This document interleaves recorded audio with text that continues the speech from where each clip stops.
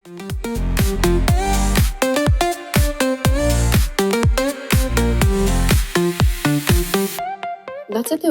marca 2025 Regionálny úrad verejného zdravotníctva so sídlom v Rožňave už po štvrtýkrát otvoril svoje dvere študentom zo všetkých stredných škôl v našom okrese.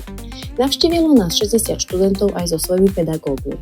Praktickými ukážkami sme im priblížili činnosti, ktoré sa na Regionálnom úrade verejného zdravotníctva vykonávajú a o ktorých by v rámci občianskeho alebo profesionálneho povedomia mali byť informovaní.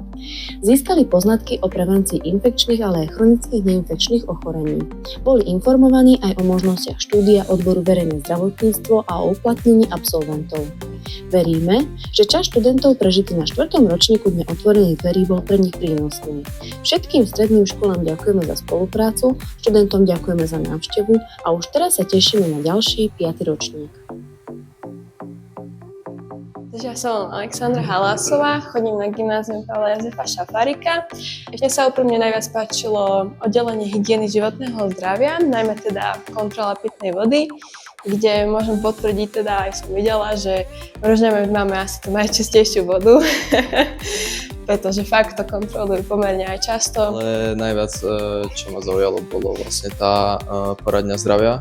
To bolo posledné oddelenie, kde sme boli a prekvapilo ma najviac asi to, že to je zadarmo a poskytnú sa tam veľa vyšetrení. Ja som si určite zobral niečo do takého denného života, že hlavne to umývanie rúk, že ako to treba robiť správne a určite sa mi páčila tá vizualizácia pod tým UV svetlom.